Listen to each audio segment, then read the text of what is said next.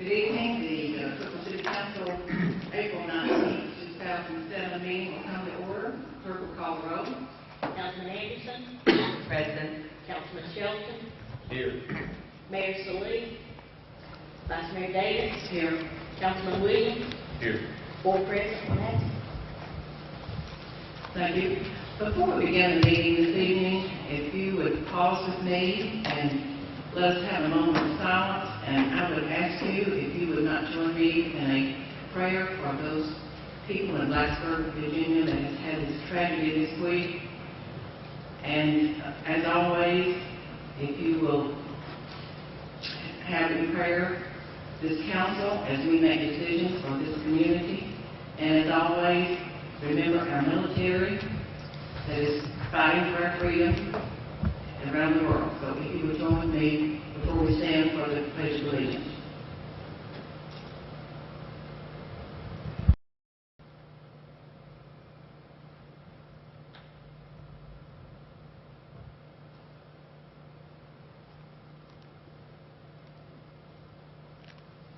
Amen. Thank you very much.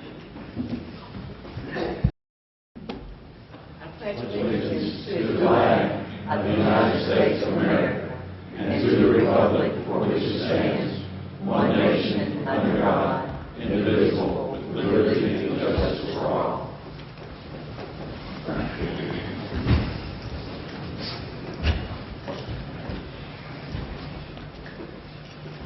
One announcement I would like to make, I don't believe Mrs. Chief Kendrick here. I just got an email today that our Cookeville Fire Department, along with Putnam County EMS, has again received an AED Community Heart Safe Award for small communities.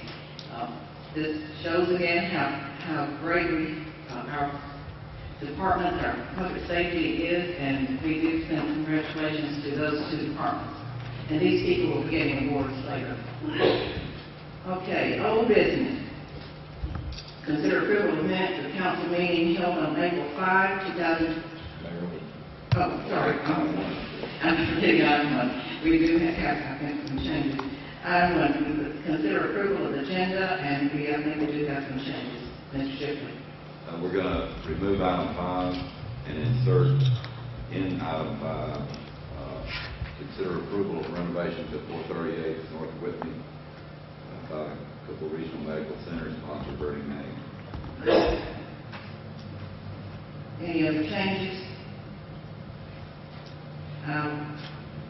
Entertain motion to accept this agenda as changed. So moved. Second. We have a motion and second. All in favor say aye, opposed no. Aye. 5 yes votes, motion carries. Four. Oh, 4. I mean, 4. Now then, we'll get to the approval of the minutes of April 5. You have these before you. If you, I will entertain a motion to accept these minutes as presented, or any changes or corrections. Second. We have a motion and second. Any discussion? All in favor say aye. Aye. Aye. Opposed no. 4 yes votes, motion carries. Now to new business, consider on first reading ordinance 070410, amending Title 1, Chapter 1 of the Cookeville Municipal Code, adopting a code of ethics. Mr. Shipley. This ordinance is required through legislation by the state legislature last year. It has to be adopted by July the 1st of this year.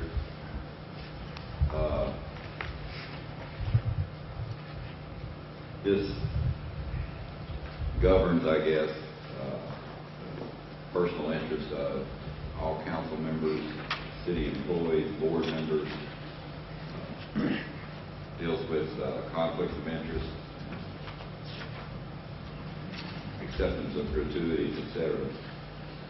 This is legislation that came out of the state legislature last year while they were battling over their own ethics legislation. They didn't have any trouble telling us what to do, but we are required to pass this, and really it's not anything we don't already do anyway. So that answers questions if I can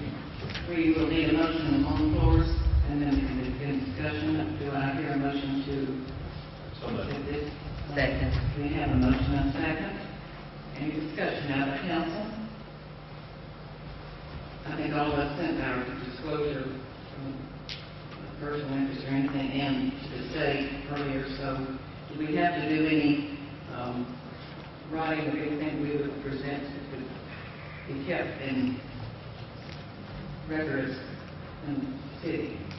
Do you know that? This ordinance sets the rules. It is a separate state law that requires those disclosure forms that you filled out earlier. This doesn't have any additional disclosure requirements in it, except the requirement to disclose any interest you might have in legislation before you, but you already have an obligation. Any other discussion by council? Any questions or discussion from the audience? Seeing none, all in favor, vote yes. Aye. Yes. Opposed, no. 4 yes votes, motion carries.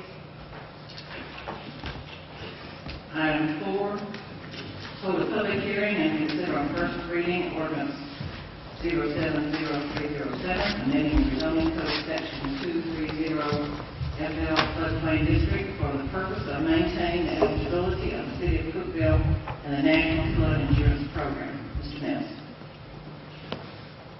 Ms. Vice Mayor, council members, FEMA has prepared revised flood insurance rate maps for the city of Cookeville and Putnam County, which will become effective on May 16th, 2007. In order for the city to maintain its eligibility in the National Flood Insurance Program, we are required to adopt the new maps and new regulations governing development in flood hazard areas. Participation in the NFIP is necessary to allow property owners within the city of Cookeville to purchase subsidized flood insurance. If we're not in the program, you won't be able to buy flood insurance.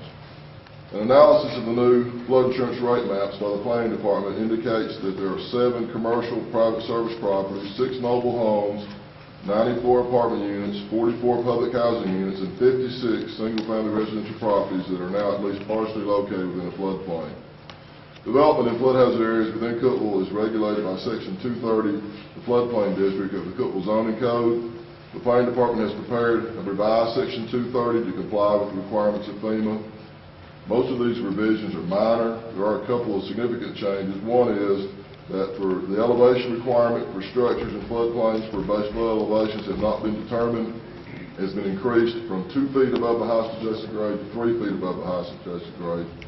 And also there are stricter standards for when a structure is elevated in the floodplain in terms of primarily to an engineering design to allow the entry and exit of floodwaters. The proposed amendments to the zoning code have been reviewed and approved by the Planning Commission and are recommended by the Planning Department. If you have any questions, I'll be glad to try and answer them. Because some of these... Just to be, get a motion on the floor, please. We need, Someone, second. we have a motion and a second to accept this on first reading. Now, go ahead. Sorry about that. Because some of these floodplain areas lie outside the city limits, do we have to notify those people since the floodplain is impacting our area if they do anything inside that floodplain? Any notification responsibility would be the counties outside the city. Are they doing the similar thing with the floodplain as we are? Well, the county is required to participate in the program to adopt regulations. And I'm not aware, I don't know one way or the other if they are or not. Okay, when you say that they changed the requirement from 2 feet to 3 feet, does that mean it's, obviously that's 1 additional feet, but does that matter whether it's in the buildable area of, like, for instance, our planning department, if the highest point in the lot is outside of buildable areas, say setback lines or anything like that? No, it's adjacent to where the building's going to be constructed. You pick your location on the lot, it's 2 feet above that. Now, there are other requirements. You have to stay so many feet away from a stream and so forth, but once you've identified that location, that only applies also, Councilman, if we cannot determine the base flood elevation. If you can determine the base flood elevation, which for most properties we can, you're required to elevate 1 foot above. But there are situations where we'll be unable to determine the base flood elevation at BFE. In those cases, where you build on a lot, and you choose that, then the FEMA requirement is you build 3 feet above that highest adjacent grade. That has to be certified by a registered land surveyor also. I didn't explain the map, I'm sorry. This map depicts the major changes. It's sort of hard to see in the light, but the red is the new floodplain, the blue is the older floodplain. The big changes, just to give you a brief summary, are primarily along Cane Creek, Pigeon Roost, which, believe it or not, used to not be a floodplain. Now it is. Also along Hudgens Creek, and then our existing floodplain areas that were previously identified have been modified significantly. Several people that previously were in the floodplain now no longer are, and vice versa. And it's unfortunate for the vice versa because we've had several people that come in that found out that now are identified in the flood hazard area. We did notify every residential property owner. One option that FEMA allowed was that if you currently were not in the floodplain and you purchased your insurance before the effective date of these maps, May 16th, you would be rated as outside a flood hazard area, which is a significant savings on flood insurance. We've had numerous people come into our office and we've spoken to numerous insurance agents, so I think a lot of people have taken advantage of that. So just to reiterate, for those who are in media, they have until people that were impacted by the new floodplain maps have until May 16th. That's to acquire correct. this new insurance. And that's when the maps become effective, and that's also when we're required to have this ordinance adopted, not prior to that date.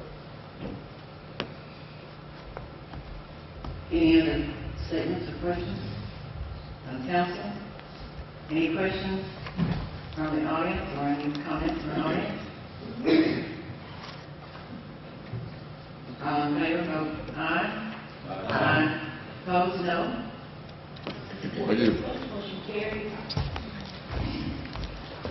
Item 5, which is the new 5. Consider approval of renovations at 438 North Whitney, Cookeville Regional Medical Center. Sponsor, Mr. Madden.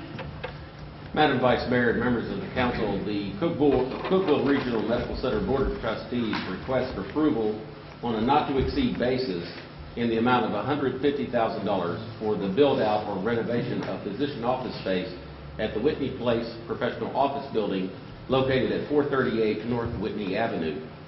The office space that will be renovated will be used for 2 new physicians who will be coming into town for practice. Do I hear a motion to approve this amount? So moved. Second. We have a motion and a second. All right, now we have questions from Mr. Madden. About how much space is left in that room? This will complete the entire building. The entire building is 4,000. No, the whole building is 6,000. the whole building is 6,000 square feet, and this will complete the rest of the building. This is about 4,000. This is about 2,500. 2,500 remaining square feet. And might I ask, what are these specialists for primary care physicians, or do you know? It will either be 2 pulmonologists or 2 neurologists. Very much needed in either case. Sure. Any other comments?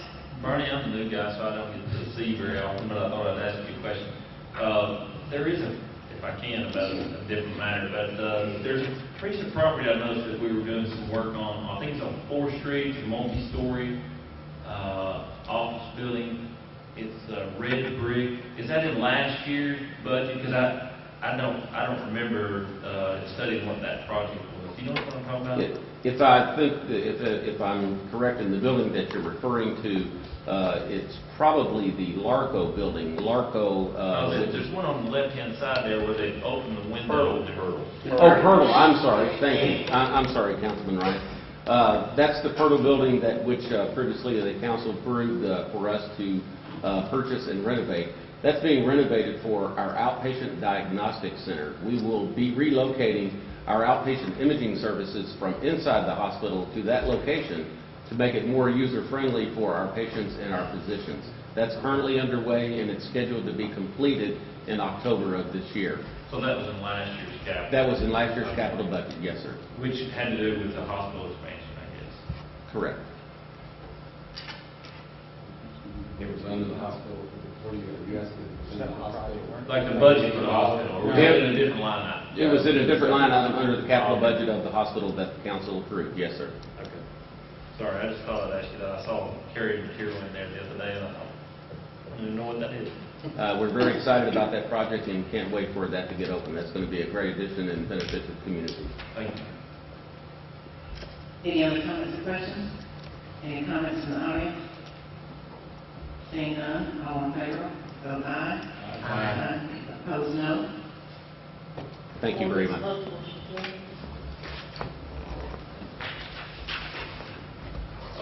Item 6, consider reappointment of the Upper Cumberland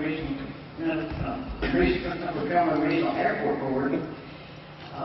If you will recall, Mr. Bob Mackey has just completed filling out a term that from a previous airport board member, and so this will be actually, it's a reappointment, but he is starting actually his first full term.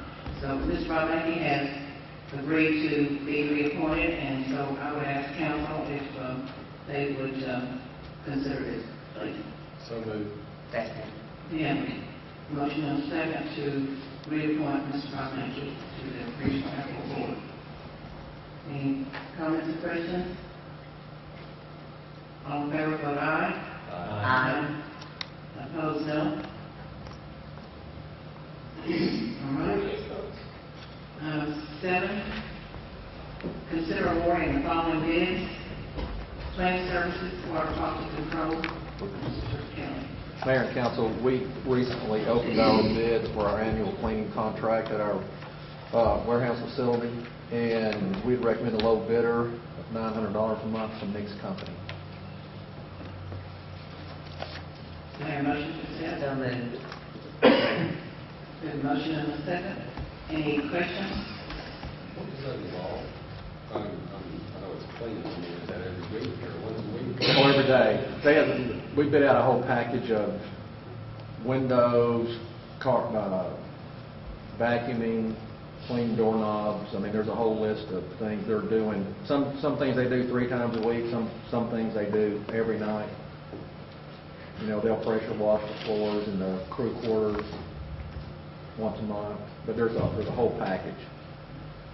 These individuals have had it for the last couple of years and do an excellent job. The prices have come down over the years quite a bit. Do we have other departments, Mr. Sugar, that do this, or have we ever thought about bidding for all of our buildings like that? Or? We actually used to do City Hall with cleaning service and never could get satisfactory service. It is a lot cheaper way to go, but the City Hall is just never satisfactory to anybody. We have complaints from all over the building. We have an excellent custodian now that does a great job, and I don't get any complaints. No, I mean, I was specifically talking about like the electric department, the gas department, the police department. We have our own person, Ricky. We contracted like Ronnie for several years down at Davis Road, and we run into similar things that Jim's talking about. We're never satisfied with the job that we're doing. We hired someone. You know, I don't know how Ronnie gets it done because, I mean, his building is always spotless. $900 a month, that's a whole lot cheaper than salary. Most of the other departments are working pretty hard getting mud all over their shoes. Well, we've had other companies in there, and we've had some good discussions. Because, I mean, it's in our contract, and we've had some discussions about they would be terminated if they didn't comply with things they're supposed to be doing. Well, the point to that is, I mean, this is a fairly decent bid for that. Looks like we could combine our other departments and other buildings that have, you know, that have somebody or whatever, or maintenance available, and jump on this if he's done the legwork on this. Actually, I mean, I think we should do that. Something available if he's getting it that cheap. It used to be about a wash. It's like Ronnie said, the prices have really. Yeah, they started out. It used to be around $2,000. They were $1,500 in 01, and this was a different company at that time. mean, probably at least you could hire a person, an actual physical staff person, who pay insurance and Yeah, stuff well over $20,000, correct? that is correct. Any other comments? Do those people come in at night to do the Yeah, cleaning? they had come in just before I left. This group's a husband and wife. Mm-hmm. And my understanding, I think part of it's just doing it to pay for a college kid. I understand that. But they are bonded and insured and everything, and that's just sort of a sideline thing I think they're doing. But they've done a good job. And he comes down there and helps too. The college kid? No. Good.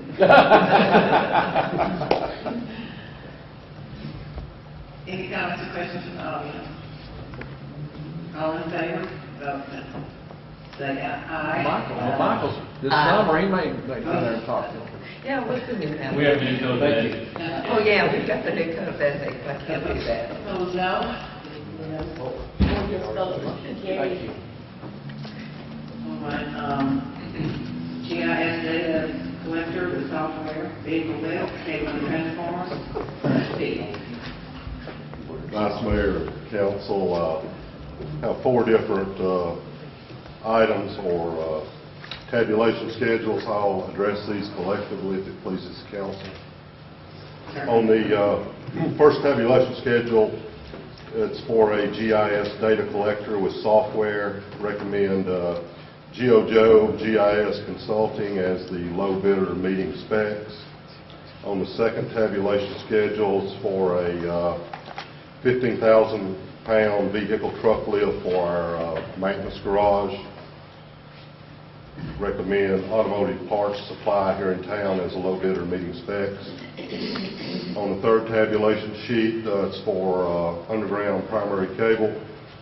Recommend Wesco as a low bidder meeting specs. And on the final tabulation sheet, I have 2 different types of pad-mounted transformers.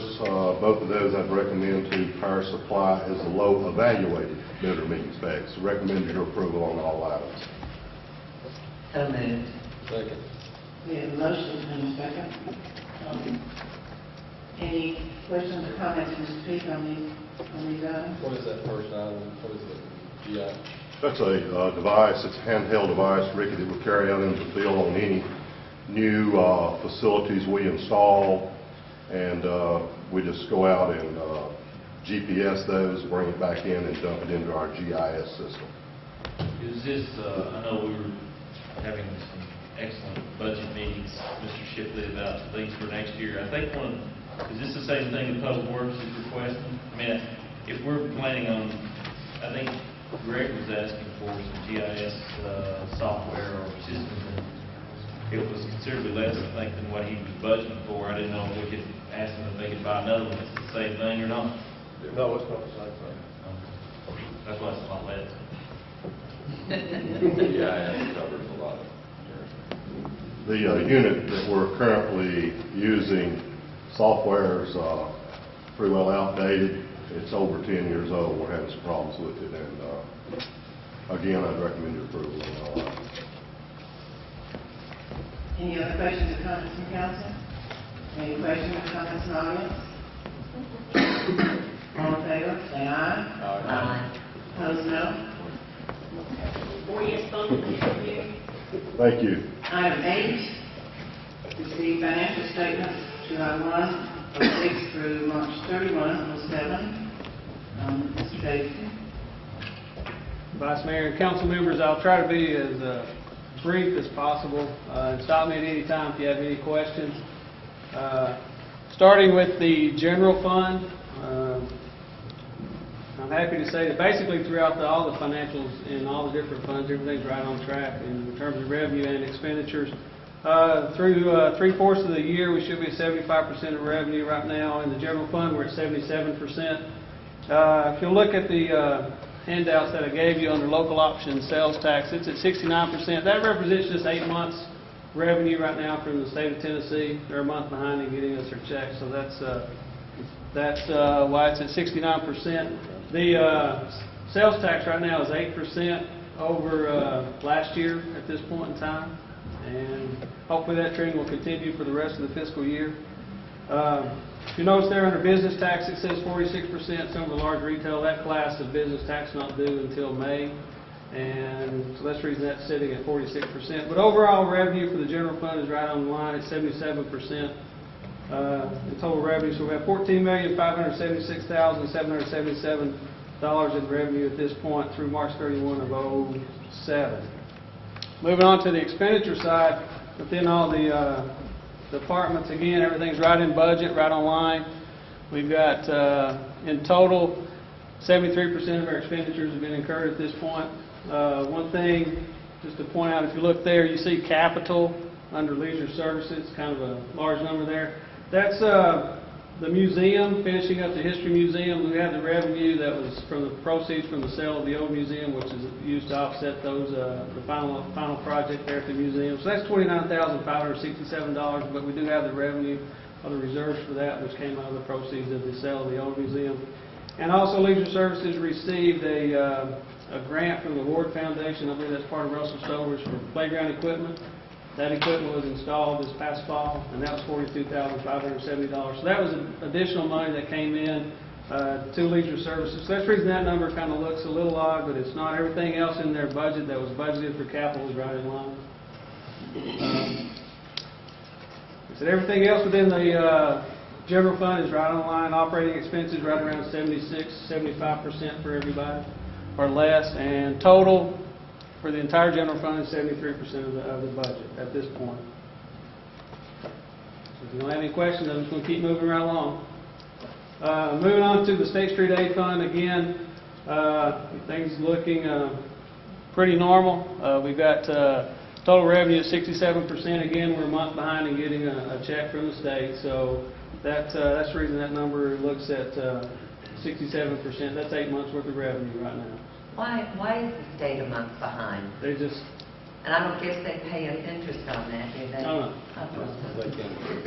Mike, isn't it more the auditors and the way they make us classify the revenue? Well, we accrue at June 30th, we accrue that last month, June 30th. But the way the state... We still should have it in March, we still ought to have 9 months of revenue. No, we've only got the 8 months. That 9-month check doesn't show up until around the 20th of April is when you get it, that 9th month. Yeah, but that's because the auditors are making you do it that way. I always did it, if it came in that month, it was that month's revenue, and then you had 9 months, and argue with them all about that. I can see it hadn't changed. It hasn't changed, no.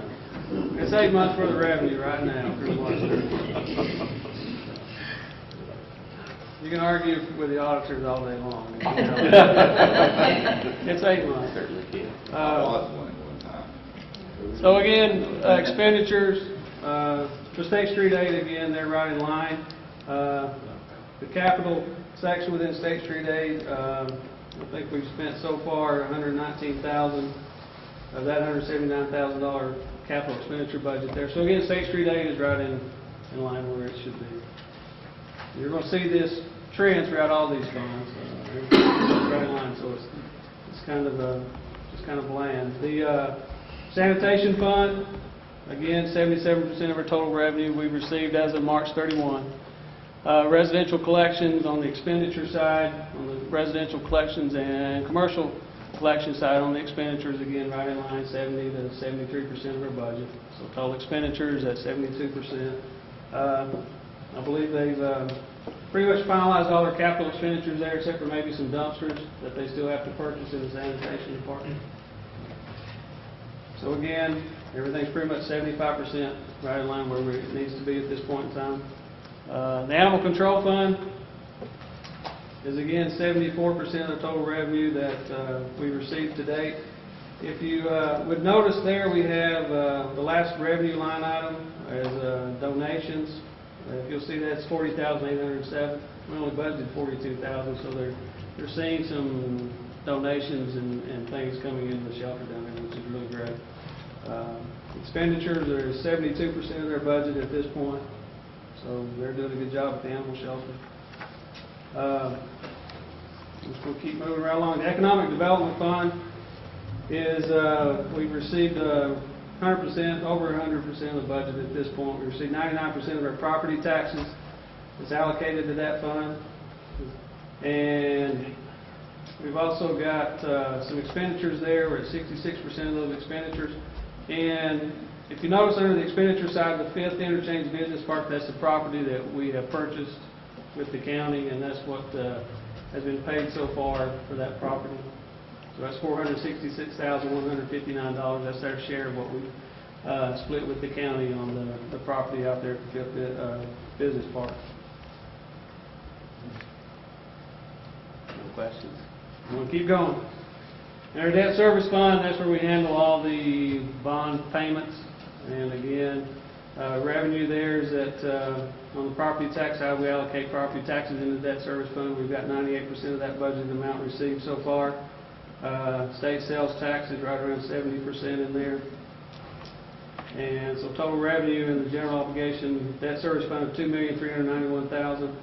On the expenditure side, all those are budgeted bond payments and interest payments, and those are again right in line where they should be. We've got some principal payments due with the municipal bond fund. Those are due 1st of May, so that's the reason that one line item says total principal notes and loan agreements is only at 11.72% at this time. That's because the principal payments aren't made until May.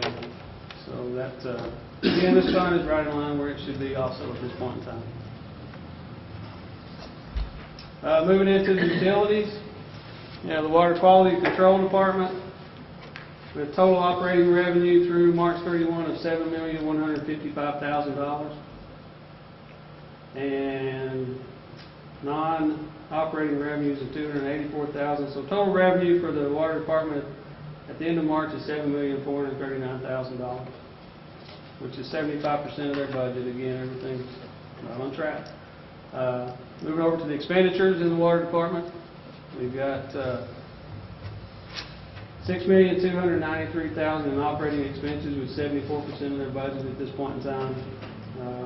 They have some non-operating expenses, interest expenses on some bonds they have issued, and debt service payments on principal payments there. They spent $948,000 on capital, which is their various projects they have going on. And so they have total expenditures at the end of March of $8,329,000, which is 66% of their total budget at this point.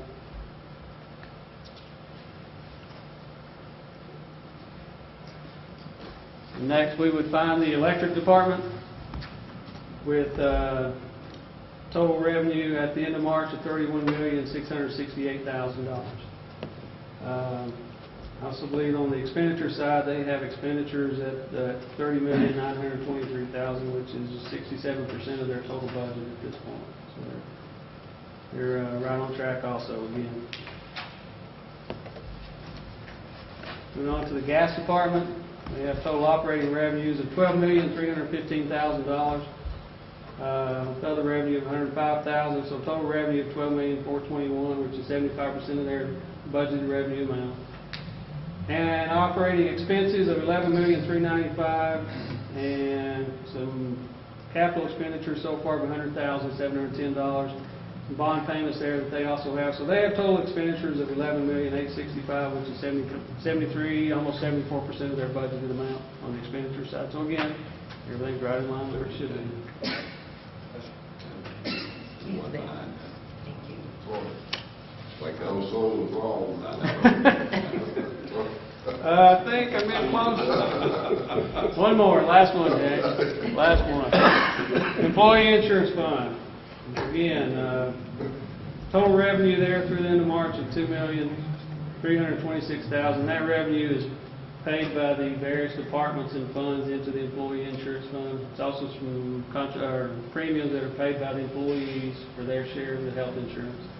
About $2,326,000 there in revenue that's been received, and we have claims through the end of March of $1,577,000.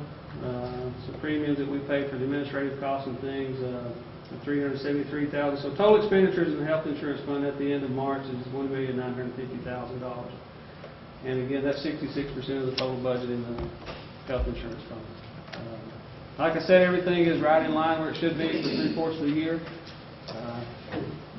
Thought of any questions since I've moved through this kind of fast, so if you have any questions, I'll be in my office and ask me anytime, you know that. So if you think of anything over the night, if you can't sleep tonight, this will be some good things for you.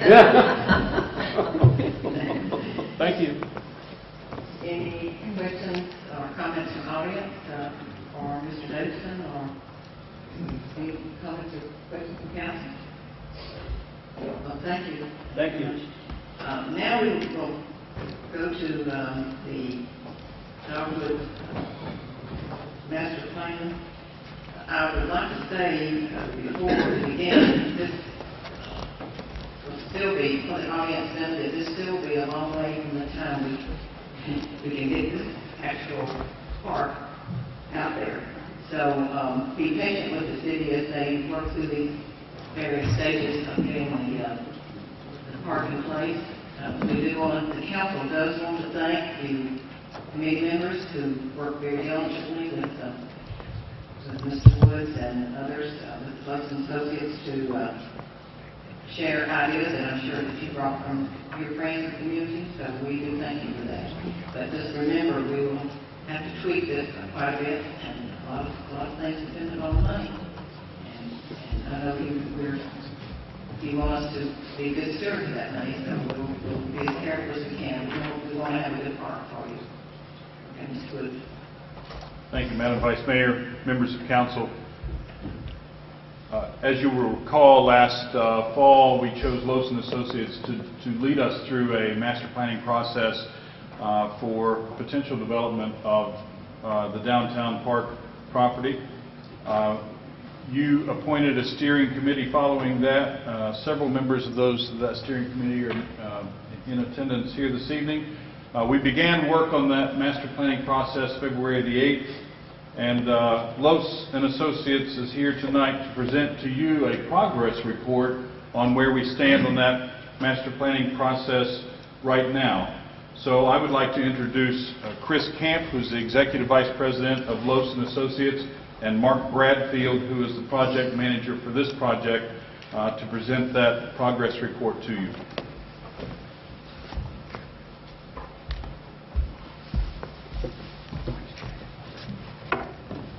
Thank you very much, Rick, and it's a pleasure to come before the council and staff, and particularly pleased to see we have a third of our steering committee made it out tonight.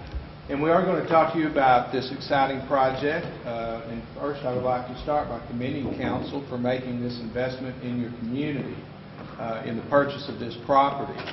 When we first visited your community and began to look at the property as a park property, all we could think about was the difference that it would make in your community to remove an area that has served the community for many years as a commercial and business site, but now it's going to become a public site. So we were excited by the opportunity to share our expertise and skills and share with you what other communities are doing in the way of parks and recreation in their community.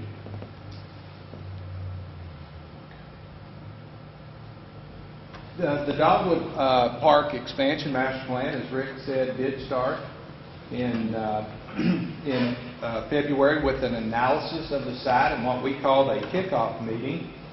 And at that meeting, we sat down and interviewed many of the recreation or leisure department staff, other department heads, citizen steering committee members that were appointed by the council members, and held a public meeting. We had 26 people who attended those meetings, and they shared valuable information to our planning team. We visited the site. One of the things we noticed when we began to look at the site is it was dominated by hard surface materials. It's approximately 9 acres, of which well over 50% of that land is currently impervious. As you can see from these photographs taken from your drama center, from the top of your drama center, almost the entire center and eastern portion of the property is paved. Really, the only green space that exists within the 9 acres is the area immediately in front of your existing stage and the area adjacent to the library. And in this graphic, you can see this is the library, this is your drama center. City Hall is located in this location. And all of the areas you see shaded in the light brown are impervious areas. This is all paved.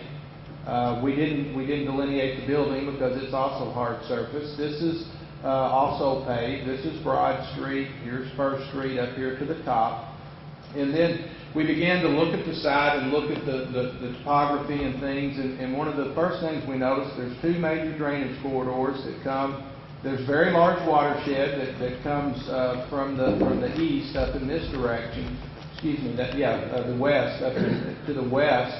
That comes through the site. It's underground. We learned some interesting things, like when you get heavy rains in this building, water actually comes up through the floors in this building up here. When water backs up, there's a variety of different storm drainage pipes in this area, and it goes from larger to smaller and back to larger. There's an open swell, a stone-lined swell in this location that cuts through the green area next to the stage. That's the stage. Then it goes underground at this point and then exits along Broad at this point and becomes a surface system again. It goes underground next to the nightclub, as my mother would refer to it, that's located in this location. But it drains the historic residential area and drains, the watershed is quite large to the north.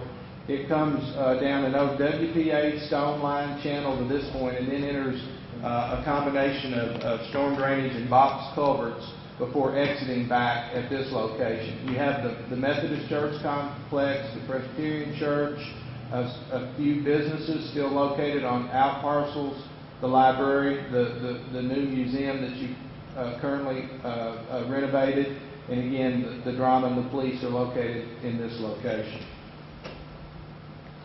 When we met with the group and we began to ask questions about what would you like to see in this facility, one of the first things we heard was green. In fact, someone made the comment, just make it green.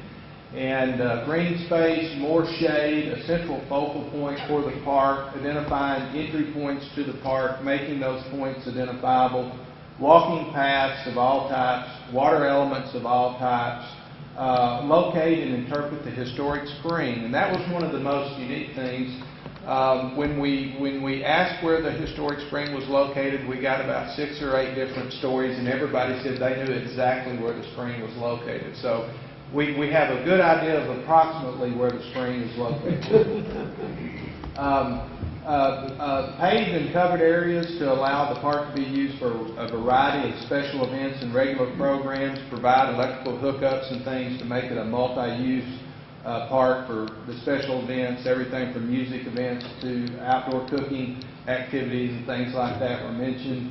More permanent seating for the stage, a variety of different seating opportunities we talked about, and more separation between events and parking areas and connections to proposed greenway. And let me back up one slide. I failed to mention that. You see up in this location, this is your rail conversion greenway that you're currently studying.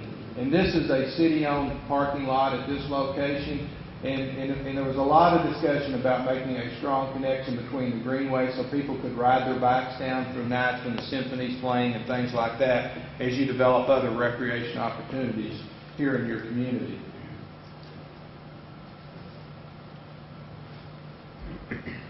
Some other things that, and you may notice in black it says provide. These are the items that we talked about as far as provide these activities. Areas and facilities for special events and event vending, an improved area in the park for special events such as weddings. There's a lot of weddings are held in the park. But where they're currently held in the gazebo, there's really no way to keep people. You could be saying your wedding vows and have a group of children come right through the area. There's no way to sort of divide the park into pieces at this time. Provide a bandstand or a second place where if you had a multiple event, music event in the park where you could have different stages. Concession and restroom buildings in the park, casual gathering places, areas for outdoor classrooms, areas for outdoor lawn games such as croquet, bocce ball, lawn bowling, things like that. Better access to the library, better connections between the library and the park because they're very compatible uses. Areas for teens to gather with supervised programs. Stronger connection to the Performing Arts Center.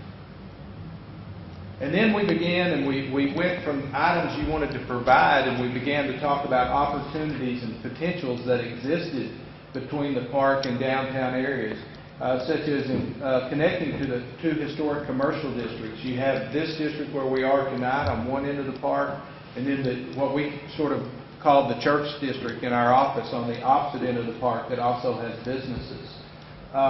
Have special events that would allow churches to generate revenue from their parking in the park. Promote more walking in the downtown area and to stimulate surrounding businesses. Stimulate redevelopment around the park. You've got a good mix of activities around the park as far as commercial, residential. You have some professional offices. You have government offices. So there's a tremendous potential for the park to become that place where people spill out during lunch or after-hour functions in the park from the surrounding businesses. Relocate the police department to free up existing parking on the edge of the park was one of the potentials that people mentioned. Connect to other parks via community greenways. Relocate existing festivals to the park to save on rental fees and reduce operations issues with closure of state highways. Improve water quality by reopening and recreating the streams that are now high. Reduce flooding by creating some stormwater detention on site. Create rain gardens and other on-site stormwater methods. Utilize those. Create park features such as local artwork that celebrate your local arts. Community partnerships to help fund the development. Create a real destination within the city. Expand the current good things that take place in the park. Create a wireless zone in the city where people can access internet services while enjoying a park setting. Create revenue through special events, rentals, and concession sales within the park. And take an unsightly area and turn it into a green oasis. So that was our starting point based on some of the comments that we received. And then we held a second meeting with the steering committee. And as you well know, we had 15 members on the steering committee. And we came back and we used a really nice space that you have over in the gas department and had a steering committee. And in that process, we divided the steering committee members, and there were a few staff members who participated. We divided them into two teams, and we continued to talk about and to create a vision for the park. And some of the things that they came with is they now had an opportunity to think more about the park. And to begin that evening, we presented the site analysis that I showed you earlier. And some of the things that came out of that process were the entry should be recognizable but low-key. The park should be passive and relaxing. They didn't see this as a park where you wanted to try to put things like skate parks and ball fields and things like that. This was not the site for that, they felt. The park should have a lot of green space, provide large lawn areas that could be used for everything from special events or just a place to throw a blanket down and enjoy a beautiful Saturday afternoon. Make the edges of the property greener. Provide multi-use space for music and other events. And I would say there is a very strong connection to music for this park, particularly since you already have a nice stage facility and a lot of music programmed in the park. So if there was a theme that ran through most all the discussions, was building upon those activities and really changing the environment in which those activities occur. Because if you get out of the small green space you have now, it's really not a pleasant environment because of the parking lots and the other things. Provide a strong connection to the greenways. Again, that was just reinforced. Parking should be limited to the edges of the park. One of the things that we talked about a lot that night was the tremendous number of parking spaces that are already available in the downtown area. And if you were doing special events, which usually occur on weekends or after 5 o'clock, over half of those spaces are available for other uses. The City Hall, for instance, is closed during the weekend and after hours. The churches are not using their parking lots except on Wednesday nights and Sundays primarily. The business, downtown businesses, those professional offices, government offices are almost always closed during those hours. So rather than take up a large portion of your 9 acres with parking, it was to take advantage of the parking that already exists, which is also a cost-saving factor, and then connect it with sidewalks and greenways. The park should have a classical look, traditional and elegant, to go with the historical buildings that are in this area. Provide pedestrian entry points from all the bordering streets. There was a lot of discussion about making it very walkable to get to this park, particularly from those historic residential neighborhoods. The park should incorporate water, history, and the arts. Park amenities and improvements. The existing issues, the existing park and Rose Garden could use some improvements. Leave the large evergreen trees behind the library parking lot. Everybody felt strongly about that. The library will be expanded in the near future, so we needed to be aware of that. Parking spaces are not adequate at the current library, and they use some of the pavement that is in the park now. The focal point, the fountain, the focal point that everybody wanted was some type of fountain to celebrate all of the water that you have naturally in the park. It should be visible from the roads and the entry points. It should lend itself as a multi-purpose area that could also be a performance area, and it should be a gathering place. The stage area really needed to be developed into a real amphitheater to provide better seating around it and increase the seating. Prefer not to be rigid seating, but use berms and terraces rather than building all concrete type seating. Existing trees that are there impact the views, and while they're very nice and provide shade, they also really limit where you can sit at the current stage. The same was true of the picnic tables and trash receptacles that block your view if you sit down on the lawn. Need a small restroom and dressing area behind the stage to support those, the events that are programmed there, and then need a restroom and concession stand near the stage for spectators. The park should have a playground, but this is where the two charrette groups really could not come together on the same page. There was a lot of the group that wanted a non-traditional playground that included art and interactive structures that would integrate into the hills and the landforms, there's a lot of good examples of those type of playgrounds around the country. And then the other group, in fact, during the first public meeting, we had a group came forward that said they had been involved in a local fundraising sometime in the past. They had some money they would like to put towards this, and they were willing to actually restart the playground campaign. So you do have a group that wants to work with you and help fund the park. Provide multi-use spaces throughout the park, lawn areas again. Provide program space for 100 children, and that was one of the items that we couldn't accommodate.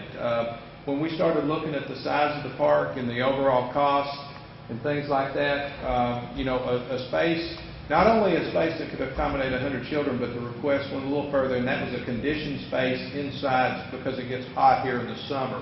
Of course, I'm a child of the 60s, and we didn't know what air-conditioned space in the summers meant, so we quickly decided that was one of the features that we couldn't provide. Provide interpretive water feature we mentioned, a splash park, or could the fountain be an area where children could play in the water in the summer months to cool down? And then really open up the historic spring and begin the interpretation of where your city was founded. And then provide picnic areas in the parks. Provide arm banners or banners, arms on light posts so that you can market the park as well as special events. The park should have good walking paths that are well lit because they envision the park being used well into the evening. natural walking paths, so you would have the option if you wanted to walk on a concrete path or a stone path. Multiple restroom buildings, vending areas again, storage areas, and a drop-off for vehicles, so during special events, you could drop people off and go find a place to park on the city streets. So with that, we went back to our office and began to develop a preliminary master plan, which we came back and presented again to the staff, the steering committee, and held another public meeting. We had 36 people who attended that process. And this was the preliminary plan that we presented. You see, I'll start on the west side. This is the existing parking lot behind the stage. And actually right now there's about a 5-foot green space that separates this parking lot from the police and drama parking.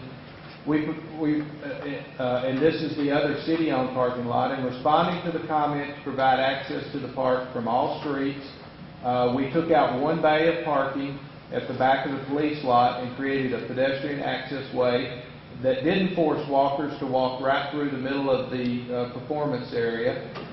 You swing around and you come up the hill, and this is where you have your existing rose garden in this area. Developing an amphitheater in this location, a playground in this location. During our discussions with the library, there was a comment made about moving the museum into the library. So we took out the little museum building you have in this location and built a parking lot that would help support overflow needs of the existing library, support expansion of the library in this location, and provide, parking immediately adjacent to a playground, some open lawns, open lawns, open lawns. Here's the town spring, or where we believe it is. And we were opening it up. It would flow underneath a tree-lined area and into a central lake or basin that would become the focal point of the park, along with a water feature plaza at this location, a rental pavilion, wedding structure, and a garden at this location, a vendor's pavilion in this location. The main entry to the park was going to come here along Broad to that central focal point, which is also visible from up on top of the hill. You could see down to the focal point. Parking, this is currently parking, and because you had several businesses on each side, we felt it important to keep some parking in this location, but we were able to work in a little drop-off loop and provide some additional parking here. And then this pond was going to be multi-purpose. You may recall that we had a request to provide some stormwater and help with flooding. So that was our solution to that. But and then these were some of the concept sketches that we provided. This was an example of a grass and stone amphitheater of about the size that you could build. And you could replant trees after you reconstruct it to provide shade. Now, we received several comments after that, and based on those comments, I'm going to present the final plan as we're now recommending it, and I'll go a little bit slower for this one. One of the comments we received was that maybe it was a little bit too much water. That might have been a little bit too ambitious of a project, so we replaced the water feature or the lake that was in this location with a grass panel because, again, one of the things that we went back to from the very beginning was to keep things green. We enlarged the plaza space around this rental shelter and enclosed a portion of this rental shelter, and this is the area that we see that could be separated off because you have a pathway here and other pathways into the park, where if you wanted to rent this area to have a wedding or a 50th anniversary function or something like that, you could actually rent this entire section of the park for a certain length of time and pay a fee, and it could be controlled access at this location, where you could have a private function within the park. We also added a restroom in this location. We decided that we really needed 2 restrooms within the park. And again, if you think about 9 acres and compare that to maybe you have an acre lot at home or 2 acres, it's quite a large space. And it was felt that if we only provided one restroom on this end of the park to serve this half of the park, it was too far from your existing stage, which is in this location. So we provided a restroom here, large grass areas around it.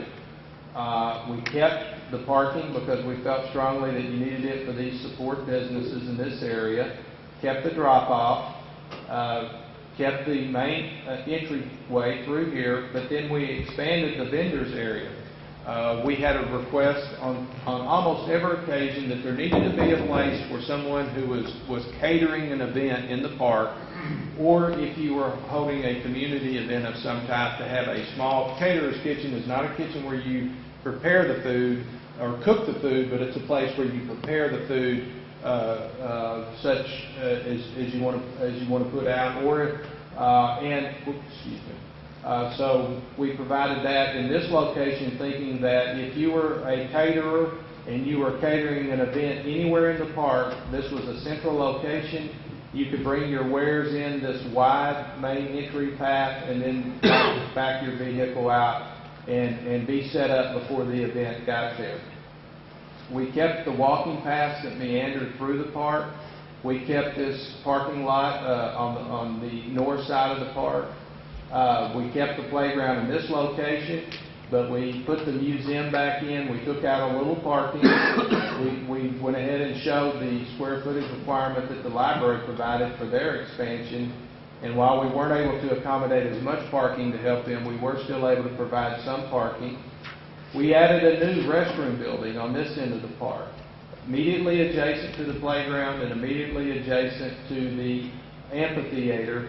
And we would recommend that you might have a small concessions area there, so in the summer months you could sell concessions to children at the playgrounds and also sell concessions when you have music events in the park, because generating revenue within a park to help pay back the investment is always important. We also showed a restroom and stage area or changing rooms behind the stage, because again, that's currently being done with tents and things like that during major events. We kept the major access way that came in from this location. You have a walk-up access at this point. You have a walk-up access down at the spring, and we kept the spring. Here are some sketches now that would sort of give you an idea of what the park setting would be like. In this sketch, this is that main entry. Again, remember some of the comments were keep it low key, but also really let people know when they're entering the park. So we provided a nice wide entryway that could double as a service access way for maintenance staff. We've got tree-lined walkways with benches. We've got light standards with your banners and your special event activities. And you see the focal point fountain in the background, which is the centerpiece of the park. And you notice in this enlarged drawing of the centerpiece fountain, it's a fountain that's envisioned to have water jets that can be turned on or turned off. When they're turned on, it's an interactive fountain that children and adults can cool off in. And when they're turned off, it becomes a second stage that you can use for special events or during the political season. If you want to have a debate among council members in the park, we've set up a place where you can do that. Or if you're doing a stump speech, you've got a spot to go down to do your stump speech. And then we've got a sketch of the plaza that would be located at the Spring House. And because we're recommending opening up the creek, and let me back up. When we took the lake out, we extended, this is that major watershed that comes down through the park, and we were able to open it up through most of the park, but then we have to get back. The pipes actually run right under this building. So we have to get back to that, and there's a sewer line that runs down here which limits how far we can open the creek. And then to gain space, we put this little section that you may recall is open channel. We put it in a pipe. So we've created more usable space here, and we've created a new water course in this area. which could be used as flood control if you wanted to restrict the size and let water fill back up in these areas. And those are the kind of details that you'll have to work through when you get into construction drawings.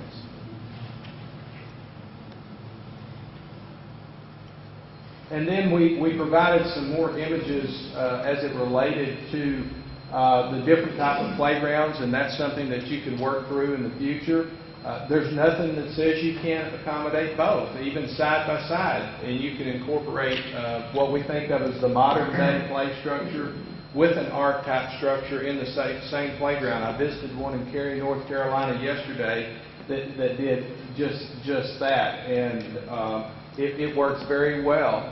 And we also have given you a second look at the amphitheater because a lot of people told us when we showed the slide of this one, they said, oh, we love that, particularly the big trees, and we wanted you to know that they would be small after you build it, but they will grow into the large trees later.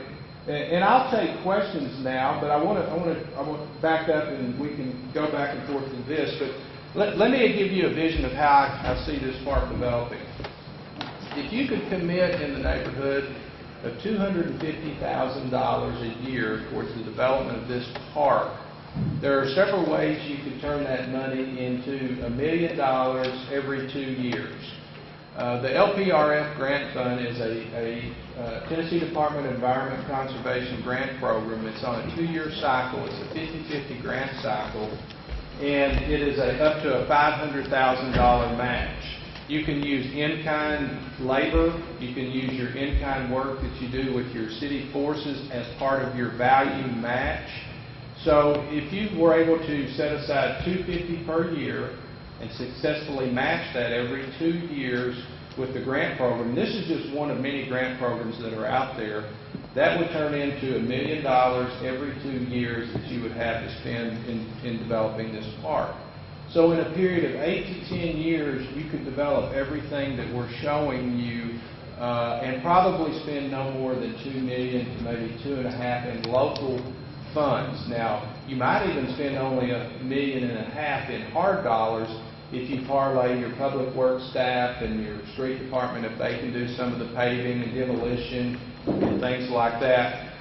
If they can open up and remove all those storm drains, because we've estimated basically, you're looking at about $4.5 to $5 million to develop this park if you were to go out and try to develop it in one phase. And like the park we did in Athens, Tennessee, started on it in 1988 and we completed it about 2 years ago. And they've invested well over $5 million in that time frame, closer to 10 really in that time frame. But they did it off in pieces that they could swallow. So what we are recommending is a phase 1 that would include doing all the demolition from this point in the park over. This is where the current building is located, the storm drainage that's in this location. Go ahead and do the earthwork where you could come back and green up and plant grass in all of these areas. Build the main spine of the sidewalks, and again, grade the amphitheater so that you could set on a sloped area but not have the built-in seating. Build the platform where the playground would go in the future. Build and level these areas where the buildings would go in the future. So at the end of the first phase, you would have torn down and removed all the asphalt. You would have built the new parking lots, and you would have opened up the creek and provided some walking areas. We see that as a doable phase 1. Phase 2 would be to come back and build these plazas and water features in the center of the park, and then this entire center portion of the park would be completed and usable. Phase 3 would be to come down on this end of the park and redevelop this paved area, which is currently used by some of the local businesses for parking, locate the spring and develop the plaza on this end of the park. And then phase 4 would be to come down on this end of the park and build your playground and your amphitheater, and that would give your local community group who wants to raise funds for the playground time to, if you decide to commission a piece of art, give them time to design it, build it, or raise the funds so that it could be built. But the key to that is go ahead and get all the earthwork done in that first phase where you don't have to bring the heavy equipment back in. So in closing, and I'll take questions, I really see this as an investment in your community. You're competing with Murfreesboro, you're competing with Clarksville and everyone else for industry. And think about it, you come to your city hall and you've got you bring in, someone like Nashville did, Nissan from California, and you have invested in this park across from City Hall. One of the first things you can do is walk them right out the door, show them you have a lovely library surrounded by a 9-acre park, you have a drama center, many things that communities of your size don't have. Trust me, we work all across the South, and in communities of this size, very few have a drama center and a library centralized in a park of this type. Property values. John Crompton from Texas A&M has done a study that says passive green space causes property immediately adjacent to it to appreciate by 20%. This park will spur redevelopment in your downtown area. There's no doubt that some of the buildings that are in disrepair will change uses if you make this investment. So you'll recoup in tax revenue that's going to come back in from the new building that will occur. Trust me, I see it in every community we work with. So it's a great investment for your community, and I'll take questions. One other thing, we would like, if you have comments and you want to email them to our office, I will give you each a business card after the meeting so that you can send me any thoughts that you want to elaborate through email. I'd like to make a comment, and namely a thank you to you for coming with this presentation, but also to the committee that served diligently, from what I understand, that they were there and worked, and I appreciate citizens coming forth and putting such effort into our community. Thank you. Any questions or Rick? When you did the master plan, was there a survey, was a topographical survey that was done? The only reason I'm asking that, are you concerned at all about the changes in topography, that everything proposed can be done? Everything proposed can be done. We had GIS topography. I'm not sure you're going to be able to balance your cut and fill, because when you take out all of that asphalt, which has been built up over the years, in many cases we're going to be starting a foot lower than subgrade. And if it were a green site is an undeveloped property where we could use all of that earth over, we would have a better chance of balancing. I believe you're probably going to have to import some fill material to create this backdrop that we need of elevation here. But it's elevation-wise, yes, it will work. We'll just probably have to import some material. Although when we reconstruct this creek, if it's suitable material, we will generate some material there. And we could use a little bit of the stone maybe to underlay this over here to reduce the earth. But I wouldn't recommend building this berm out of asphalt. I don't think it's environmentally sensitive or environmentally sound to do that. I guess the only challenge I was thinking might be from topography is the entrance off of the park, here on the west side. But once you fill up that, I just want to make sure that from wheelchair access, right, coming up that side, the grade's side, not going to be too. The west side would be the left-hand side. Oh, this one? Yeah. Oh no, we checked that. We can make that handicap accessible. Yeah, and what you really can't see, there are several retaining walls that work in through here, which allow us to ramp down from those up and down from that elevation. One of the things I didn't hear you say was about fencing. Because we have people occasionally that come to us and say, we'd like to have an event, we'd like to control access. What's your thoughts when you guys do designs about fencing as far as controlling access or security, like if we were to have a special event? Yeah. I would recommend that you define your property boundaries along these edges, because this is residential property, and you do not want to encourage, plus it's part of the historic overlay district. You've got a nice wall here, which is going to be a natural barrier. You also have a wall here that will be a barrier. But it doesn't show up well at this scale, but we're recommending you have a fence along this edge and along some of these edges for that purpose, so you can control access. You already have fencing along this edge, and for special events, not unlike they do in downtown Nashville, they bring in temporary fencing if it's a paid event or something. We wouldn't recommend fence on this edge or up here right at the street. But I would definitely define these edges where you're behind businesses and residences, so people don't, shortcut through people's backyards or through people's businesses. But that was, there was one of the things the group asked for, lots of access points, because we want to make it very walkable friendly. And I agree with that. I just didn't know if we ever had a case where, as we continue to do things like this, there are going to be more and more people want to utilize the space. One of the things we heard was that, and I forget the name of the festival, I'm sorry, that you hold here on the courthouse square in the fall. Fall Fun Fest. Fall Fun Fest. If it were ever moved here, there was a lot of discussion. You could close off Broad Street at this location, set up the barbecue cook-off here, and then have all the music events in here, and where this would become a stage, this is a stage, and possibly this plaza, and you would do away with all the rentals that you have to do now for stages and equipment, and the difficulty that you go in trying to close a state highway. So the committee, while they weren't advocating moving the event, said if we ever did or held other big events of that size, now we have a place we could do it far easier and for far less money in terms of rental and everything than you currently do. That was discussed a lot by the steering committee.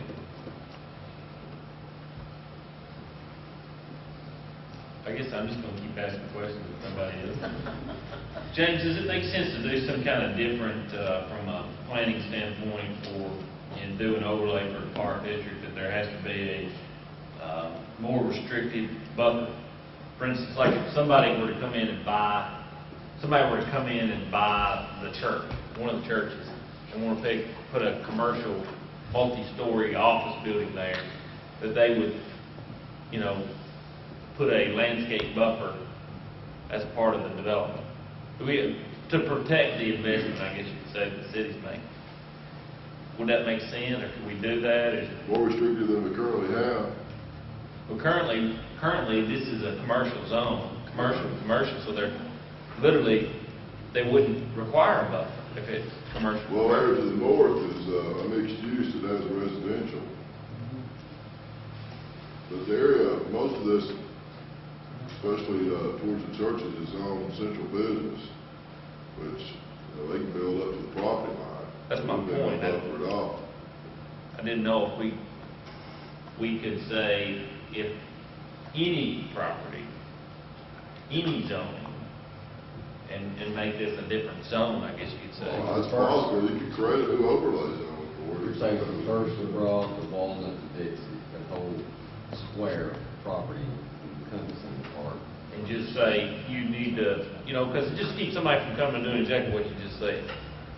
I'm just saying, I don't know if that's something we need to look at from a planning standpoint, or whether it makes sense or not. Existing things can go on as they are, but if it were Something change hands. If it changed uses, then it would fall under there. For new construction or reconstruction. or 25% remodel, or whatever. It can be donated to the park. I don't know, it was just a question. It could be done. I'm not saying it's a good idea or not, but it could do that. Wouldn't be the first time you told me it wasn't a good idea. Well, I wouldn't. What were you planning? My feelings did not get hurt. We'd have to think about it, look at it. So this plan that you've come up with, and for us to proceed forward, would, obviously we have a template here, but there would be more plans that would be needed, construction plans. Oh, yes. Yes, for instance, we were working with GIS topographic mappings, and we had no utility mapping on the storm drains and things because they've been in the ground for years and years, and just like the spring, you know, people think it's this size pipe, and you know, it runs under a building, so there was no way to really get in there and determine the storm drains and things like that. But yes, this is the master plan which allows you to make budget decisions, and we will be giving Rick a detailed cost summary, which he will provide to you, so that you can look at what possibly your city forces can undertake, and obviously what the goals would be for phase one as far as fundraising budgets. Grants. You know, one of the steering committee members emailed us today saying that she had been talking to someone at the water division about a possible grant for opening the creek back up, because you're in a watershed where getting creeks out of pipes is a good thing. So there may be a grant opportunity. There's a lot of grant opportunities that could, you know, parlay your money.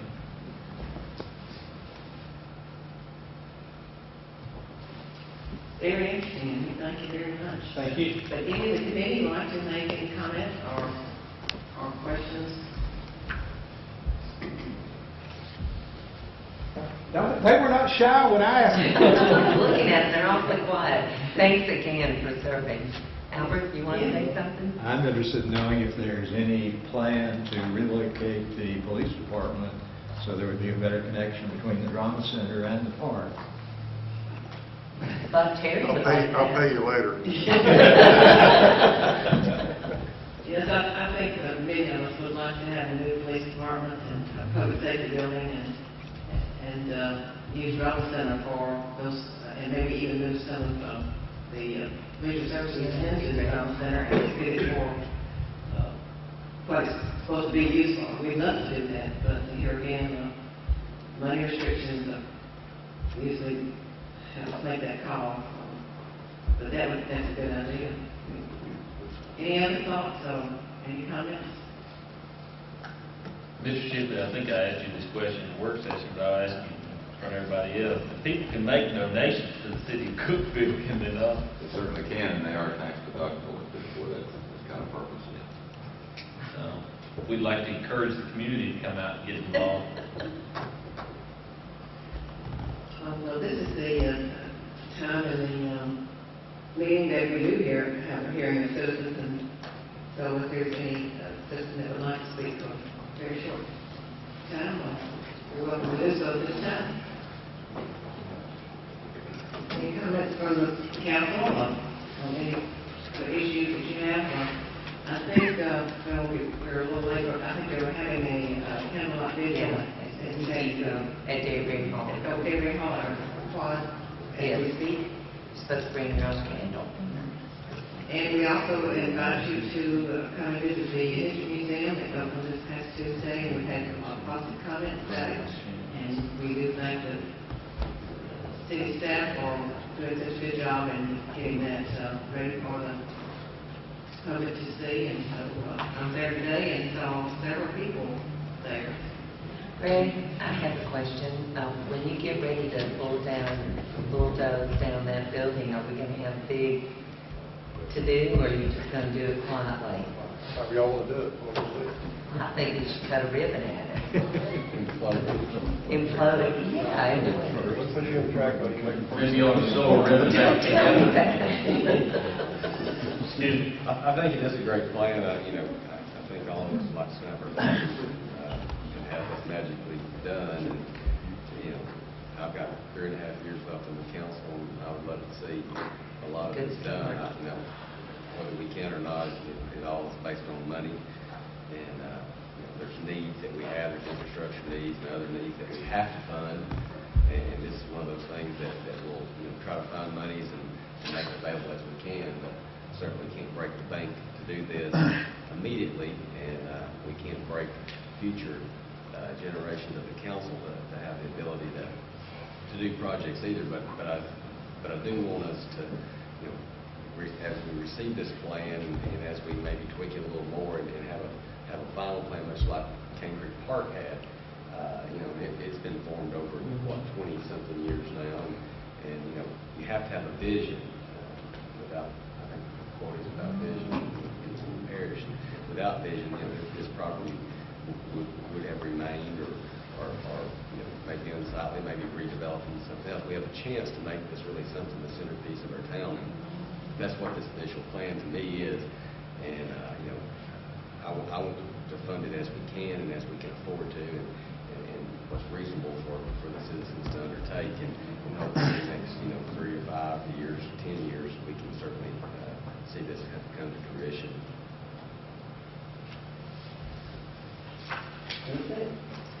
Any other comments? If not, please adjourn. Thank you, Mrs. Jones. Good job.